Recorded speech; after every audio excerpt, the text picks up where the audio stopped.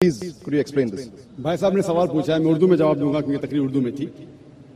भाई साहब ने सवाल पूछा है कि इस्लाम में खवातीन के साथ सेक्सुअल एक्सप्लॉयटेशन, उसकी इज्जत पे हमला होता है तो क्या सजा होती है। और मिसाल दी उनने कि पाकिस्तान के अंदर रेप के लिए, बलात्कार के लिए, जिना बिल जब्र के लिए क्या सजा है।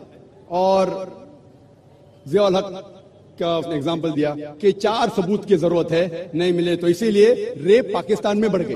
बहुत से लोगों को गलत फहमी है कि रेप के लिए, जिना बिल जब्र के लिए, बलात्कार के लिए 4 सबूत की जरूरत है। कुरान मजीद या हदीस में कहीं भी नहीं लिखा है कि बलात्कार या जिना बिल जब्र के लिए 4 सबूत की जरूरत है। कुरान मजीद में लिखा हुआ है, जो मैंने आयत कोट की, सूरह नूर सूरा नंबर 24 आयत नंबर 4 में, अगर कोई इल्जाम लगाता है औरत पर कि उसने कोई जिना किया, दूसरा कुछ किया, तो 4 सबूत की जरूरत है। या बच्चा लने बराबर नहीं। जिना के लिए अगर कोई इल्जाम लगाता है कि ये औरत ने जिना किया या वो मर्द ने जिना किया, तो वो आदमी जो इल्जाम लगाता है उसको 4 सबूत पेश करना फर्ज है। अगर 4 सबूत पेश नहीं कर सकता तो वो आदमी को 80 कोड़े पड़ेंगे। उसका मतलब ये नहीं कि अगर कोई औरत के साथ बलात्कार करता है तो वो औरत अगर इल्जाम लगाती है उस वक्त 4 सबूत की जरूरत नहीं है। तो अच्छी बात है। और ये हदीस में आता है, सही हदीस में, कि एक बार एक औरत कहती है कि एक आदमी ने मेरे साथ बलात्कार किया, और मोहम्मद सल्लल्लाहु अलैहि वसल्लम फौरन सही आदमी को जिसने बलात्कार किया उसको सजाए मौत देते हैं। सही हदीस है। उस टाइम 4 सबूत की जरूरत नहीं, लेकिन सबूत की जरूरत है। It may be an evidence only of the woman, but it should be backed up with circumstantial evidence. मतलब बलात्कार अगर कोई औरत इल्जाम लगाती है, अगर साबित होता है, चाहे वो मेडिकल साइंस से हो, चाहे वो एनी वे से हो, साबित हो जाए तो वो आदमी को सजाए मौत है इस्लाम में। इसीलिए आप देखेंगे इस्लाम में there is something like modesty.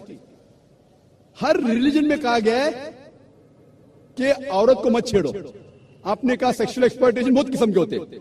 एक होता है कि ईज टीजिंग, बाद में various other thing, and one of the highest is rape. वक्त नहीं कि मैं सारे एक्सप्लॉयटेशन की बात करूं, लेकिन टॉकिंग अबाउट ईज टीजिंग, सारे मजहब में कहा गया है कि औरत को मत छेड़ो, औरत का बलात्कार मत करो। हिंदुइज्म में कहा गया है, क्रिश्चियनिटी में कहा गया है, इस्लाम में कहा गया है। लेकिन इस्लाम में तरीका दिखाया गया है किस तरीके से माशरा बने जहां कोई औरत को न छेड़े, कोई औरत का बलात्कार न करे।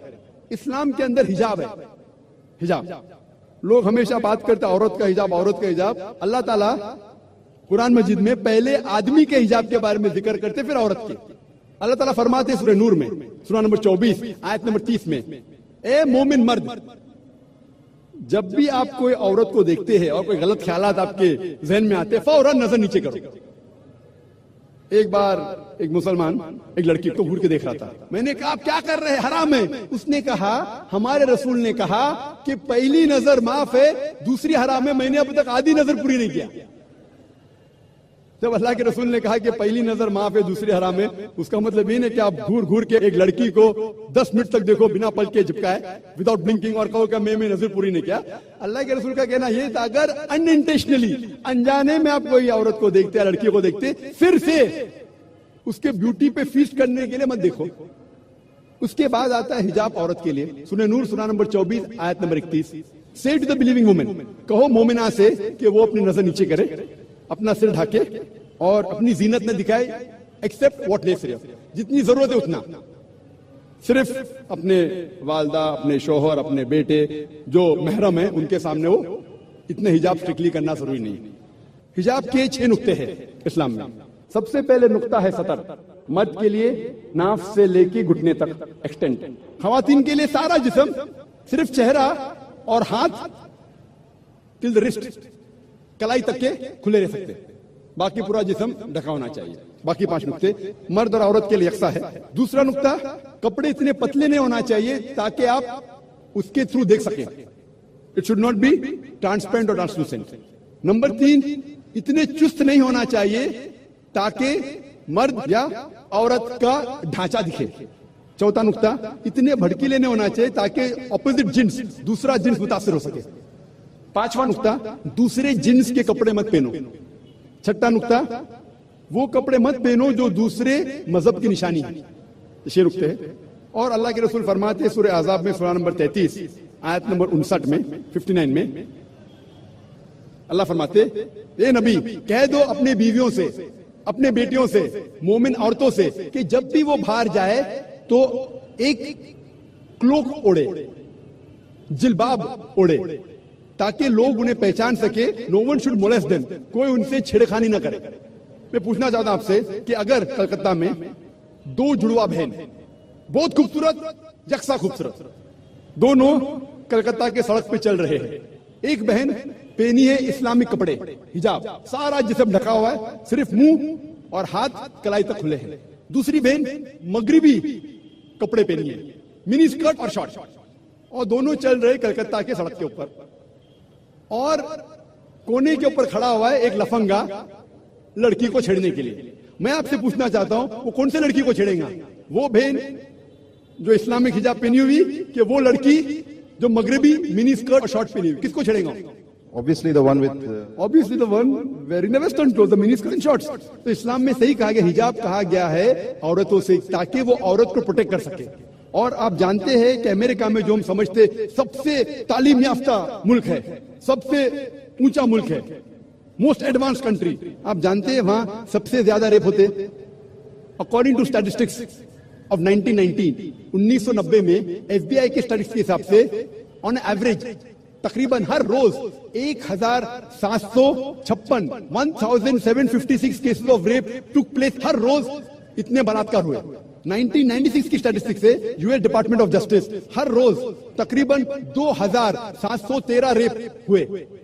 1990 में 1756, 1996 में 2713 में भी अमेरिकन को और मर्दान गया है, बढ़ गया रेप, बलात्कार बढ़ गया। मैं पूछना चाहता हूं, अगर आप इस्लामिक शरीयत अमेरिका में इख्तियार करेंगे, अगर कोई आदमी खातून को देखता है, बुरे ख्यालात आते हैं, नजर नीचे करो, उसके बाद खातून सर से पांव तक ढकी रहना चाहिए, सिर्फ चेहरा या हाथ खुला रह सकता है। उसके बाद अगर कोई आदमी किसी का बलात्कार करता है, कैपिटल पनिशमेंट, डेथ पेनल्टी, सजा मौत। मैं पूछना चाहता हूं, बलात्कार की तादाद अमेरिका में बढ़ेंगी, वही के वही रहेंगी या घटेंगी? See the point about America. बढ़ेंगी, वही के वही रहेंगी या घटेंगी? मैं पूछना चाहता हूं आपसे। I cannot answer this. बढ़ेंगी, वहीं के वहीं रहेंगी या घटेंगी? अगर कोई आदमी बलात्कार करता है, और मैं सवाल पूछा हिंदू से, कई गैर मुस्लिम से पूछता हूं मैं कि अगर आपके वालदा का कोई बलात्कार करता है, हाइपोथेटिकली, और अगर वो बलात्कार करने वाले को आपके सामने लेके आया जाएगा, आप क्या सजा देंगे? 100% सब गैर मुस्लिम ने कहा कि मैं उसको सजाए मौत दूंगा। तो अपनी वालदा का कोई बलात्कार करता है, आपको सजाए मौत देने का है। दूसरी किसी वालदा का करता है तो आप बोलते हैं सजाए मौत इज अ मर्सीलेस पनिशमेंट, वो बहुत खतरनाक है। कोई गैर मुस्लिम ने कहा कि मैं तो उसको तड़पा के मारूंगा। सबसे लीस्ट बलात्कार जो पूरे दुनिया में होता है वो सऊदी अरेबिया। क्यों? क्योंकि ये शरीयत वाला लागू है। पाकिस्तान कौन कहता है कि पूरा इस्लामिक मुल्क है? नाम का है Pakistan. Some places they follow, some they don't. कुछ चीज फॉलो करते, कुछ नहीं। तो पाकिस्तान को मत देखो इस्लाम को जांचने के लिए। पाकिस्तान या सऊदी अरेबिया या दूसरा कोई मुल्क को मत देखो, इस्लाम को जांचना है तो जांचो कुरान और हदीस की रोशनी में। मैं आपसे पूछना चाहता हूं कि अगर अमेरिका में रूल लागू हो जाएगा कि कोई भी आदमी अगर गलत नजर से देखता है उसे नीचे देखना चाहिए, औरत हिजाब पहनना चाहिए, उसके बाद कोई बलात्कार करता है सजाए मौत, तो अमेरिका के अंदर ये बलात्कार की तादाद बढ़ेंगी, वही के वही रहेंगी या घटेंगी? I should be allowed to also say something about this. So first give the answer, then I'll give you a chance to speak. You're giving me very few options. Sorry? Are you not giving me the right options then? There's no fourth option. Is there a fourth option? No, then I can't answer, I guess. No, is there a fourth option? That's what I want to talk about. Is there any fourth option? There cannot be any option. Either it remains the same, it goes up, it remains the same, or goes down. There's no fourth option. Hypothesis is based on certain assumptions. So what assumption? No, my point is that we cannot just say what's going to happen to America if we actually impose the Sharia. If you're illogical, you can't.